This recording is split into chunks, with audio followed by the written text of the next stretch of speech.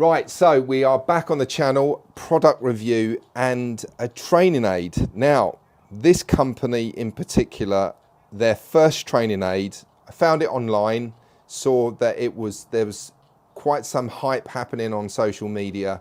So I reached out to the inventor, very fortunate to be able to have a conversation with this man because of this product and where it's going to go.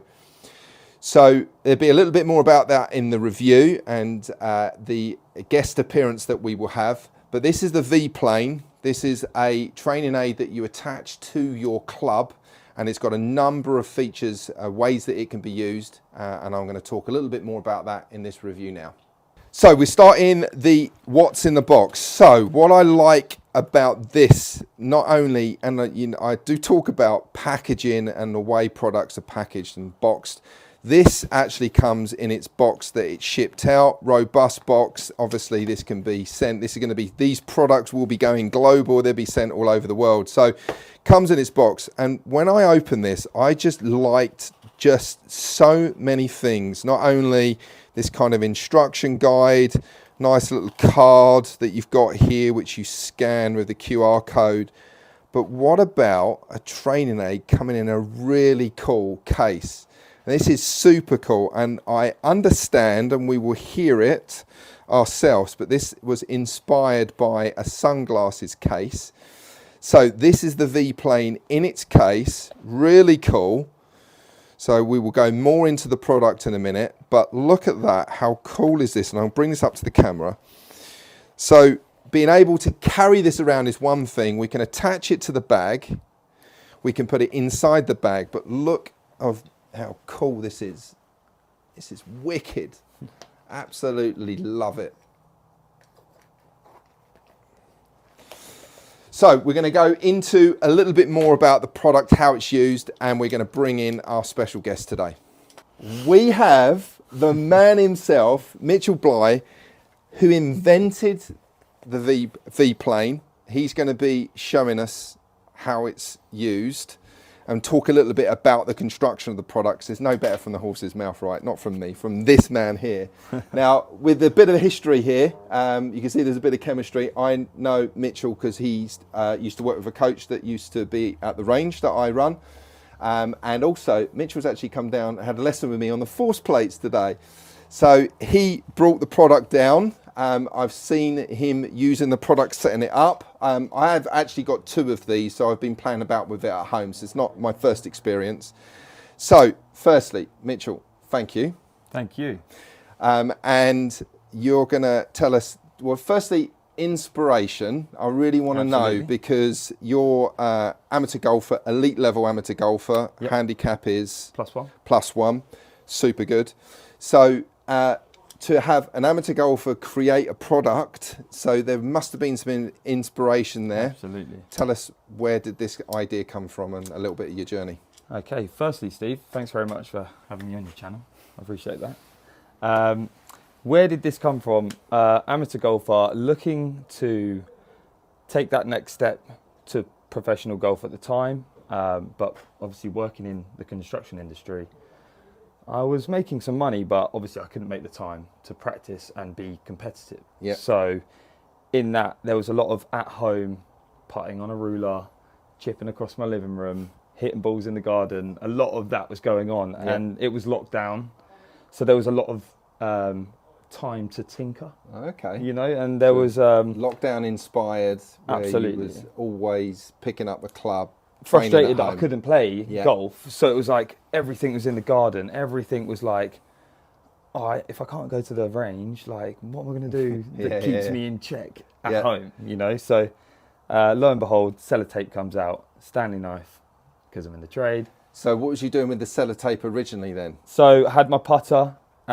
We'd be taking 2 alignment sticks and basically wrapping sellotape around the bottom of that and having the shaft kind of between the alignment sticks. Out there, and the shaft will go up between underneath your armpits. Exactly that. And the alignment sticks would kind of go over my forearm, under my armpits. And I started to think, like, this is unreal. So you must have been going through so many rolls of sellotape, right? Sponsored by sellotape, going down buying it every day. Yeah, we were getting through some sellotape, and you know, I couldn't stop going back to the feeling. Yeah. So I'd hit a few putts, go, okay, that felt good. I'd Yeah. cut it off, try and recreate the same feeling without the sticks attached. And for me, it became an inconvenience to keep sellotaping. It was time consuming. It was one of those things that I just knew that if I can't buy this, I need to take it into my own hands and provide this, because I love what it's doing for me. It's improved my putting, undoubtedly. And I just had to take it to that next step and kind of get inquisitive with a design agency and see if they felt like it was possible. Amazing. So started off with COVID, obviously a need for it because you were how you was creating your own training aid. Yeah. We know that that's just one of the features, right? Because there's other Absolutely. things. So you're saying putting there. What are the other So features you could use it for? Putting was obviously the sellotape round alignment sticks, and then that there uses these two holes at the top here. Absolutely. So the sticks go in there, and you'll demonstrate that in a minute. Yep. So, and then the wings. So lockdown, rulers being attached to my wedge, you know, in a horizontal fashion, and I was loving chipping across the garden with that on. Yeah. And it was another one of them. I'm using a ruler. Yeah. I'm using a pencil, whatever it was.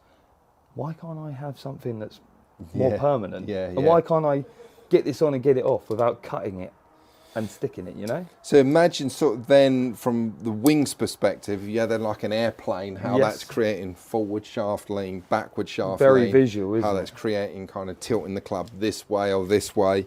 So yeah, that rotation about the shaft, which is creating that. And I think I mentioned to you that at the start, didn't I, about how that I really like that as a visual. Absolutely, and it became so visual when I had the rulers on and whatnot that it was like, there's so much value in seeing the way the club's moving through the swing. Gotcha. Peripherally, you know. So this is plastic. Plastic. And obviously you've got the screws in there as well with this rubber clamping device at the back. Absolutely. So we've got toughened aluminium screws to reduce the weight of the whole product. So we managed to get it down to 50 grams in weight, which so not your plastic screw which is going to snap or break, or sometimes you can shear the actual the bolt itself. Exactly, and durability was something, it had to be there. Yeah. You know, I aim this at not only the complete novice but an elite professional can use this, because and as you start to go up the ranks, you know, the speed increases, the more it gets used. It's got to withstand that kind of force. So there was a lot of focus around trying to make the product strong enough to deal with that. Yeah.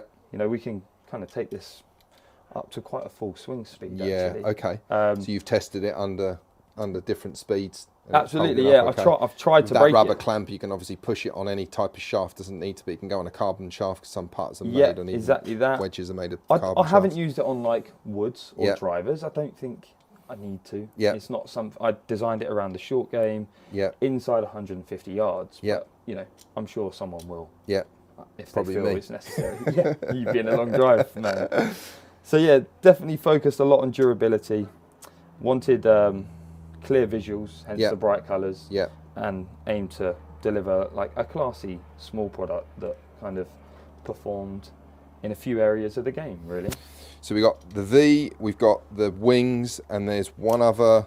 What's this? So at the this back is here? like a fixture point down the back of the club, down the back of the product, so that if I wanted to, I can take the wings out, and you know the alignment stick drill. Yeah.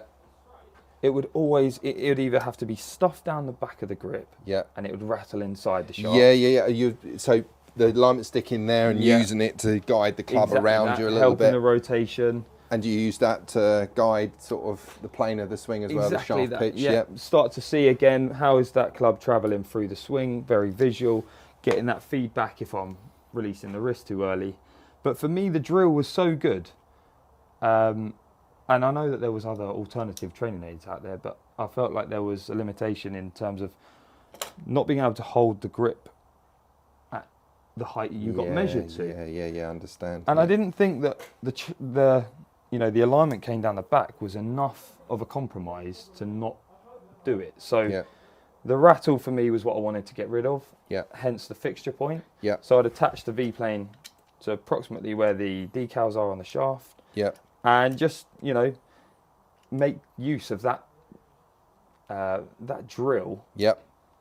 But knowing it's, you know, it's not going to rattle against the club. And if I'm using that club as a drill club, the alignment stick's not going to separate. Yeah, I So understand. I've got that. It's just a comfortable, Yeah. convenient way to do a drill that's existed for so long, but it's just taken away the inconvenient rattle. So that, you park that, you don't need that, and then you slide your alignment sticks you buy with the product, right? Yep. And they're a specific size. You can't use a standard alignment stick. It's a special size. Compatible with the Masters drill sticks. Okay. So then that will then simply slide in Yep. on that point there. Okay. So brilliant. So we've got a 3-in-1 product basically Absolutely. with the V, the plane for Yep. shaft angles, and then obviously from a shaft pitch or where the shaft is pointing. Absolutely. And through impact. And then, okay, very cool. So I'm going to go up and do view zoom-ins. If you want to get your wedge, because you're going to put this on the shaft, because you know Super. far better than me, although it should be my first experience to put it on the club. So just going to show you this here, and just, so plastic, and then this, literally this clasp kind of mechanism there. This is rubber. The steel, you said steel bolts, yeah? No, Aluminium. Toughened aluminium. Toughened aluminium, yeah, got to get that right. There we go. So, and then that screws in, locks in place. Bring it back. So Mitchell's just going to put it on the club. So you started to show me, she started at the bottom of the So I started shaft. at the bottom. I've Yeah. obviously wound the, let's go, I've wound the screws out approximately, 15, 20 millimeters, just to Yeah. make it easy. Okay. Flick the lever up, start down the bottom and get that lever back over the bolt. And just start tightening it about 4 or 5 inches down from the grip, really, with a wedge in my hand. I feel like closer to the handles, a little bit more peripherally available. Okay. So, do you want to hit shots off that back mat then? Take a couple of balls over, we'll bring some balls over to you. So, looking at how this works here then, you can see here, which is very cool. So talk us through that then. One of my favourite things about this is obviously trying to deliver that bounce and the stable club face through the wedges was a little easier to do with that visual guidance across the club face, because the minute I close the club face down, it's kind of enhancing the visuals. Yeah, got you. Do you agree? Yeah. And I'm Agree. able to see, am I closing the club and is the ball missing left? Am I, striking too down? The wings are pointing too far down. I'm getting some understanding of how to deliver the club the way I want to. Yep. So if I'm trying to just hit nice flighted wedge shots, I'm looking for the shaft to be a little bit more steep and kind of vertical, wings being level. Level, yeah. And aiming down my target line. So I'll just hit a shot.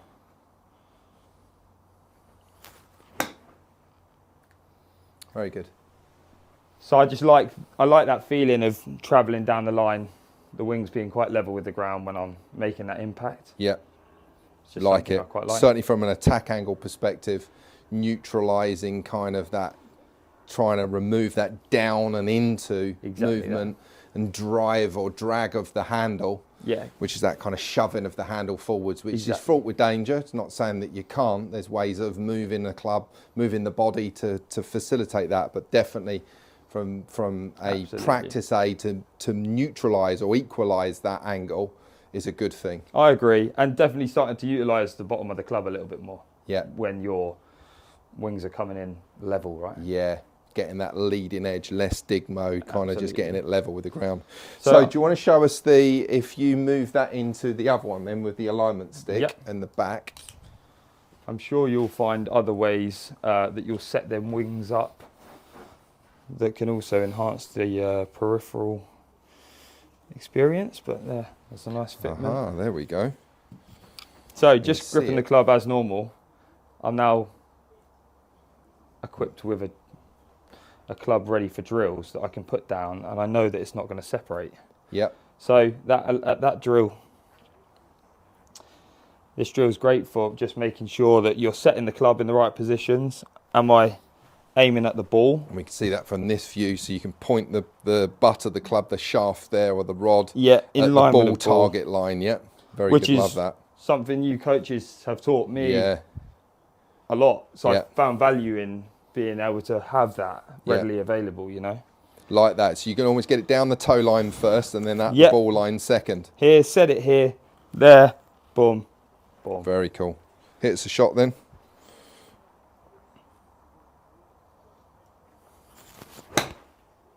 Very good.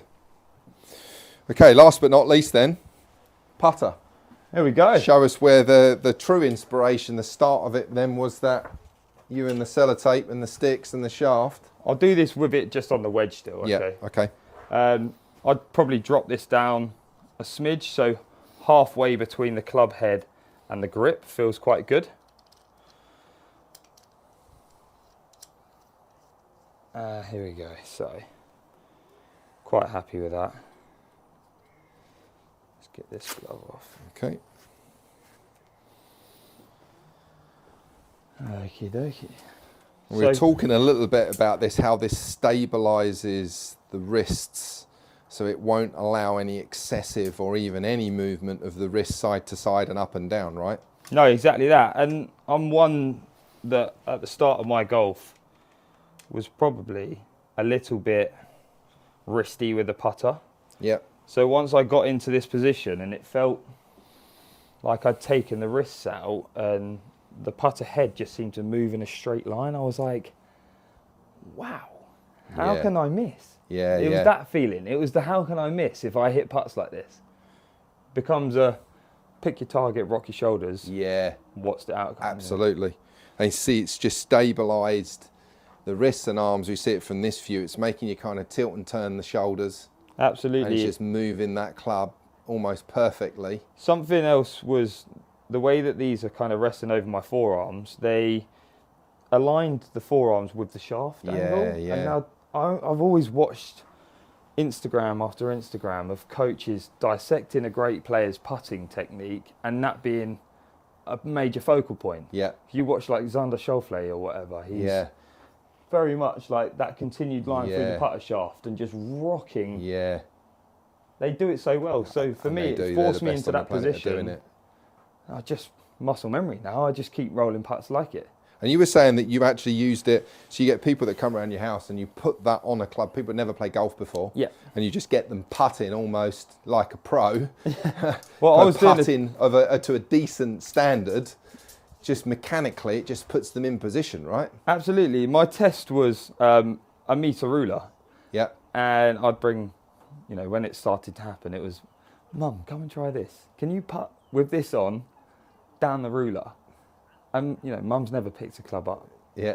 She rolled 4 off the meter ruler in a row. And I was some like, task, right? What? Yeah. What's going on How long here? did you were trying to do that? Yeah, that was too good. So that moment stuck with me. And I feel like every time I took the test to another friend or family member and they, done it in a very short space of time, it was like, this is good.